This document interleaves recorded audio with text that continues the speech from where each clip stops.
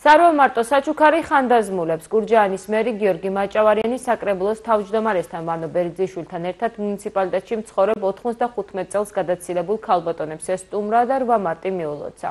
მათ ქალთა საერთაშორისო დღის აღსანიშნავად ყვავილები და სასაჩუქრე კალათები 19 ხანდაზმულ ქალბატონს გადასცეს. გარდა ამისა, ყვავილები აჩუქეს ქუჩაში შემხვედრ ქალბატონებს.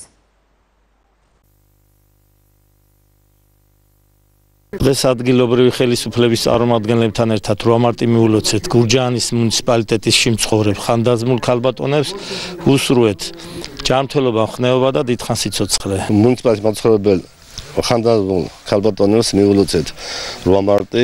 გვერდმა დიდხან აცოცხლოს ძალიან.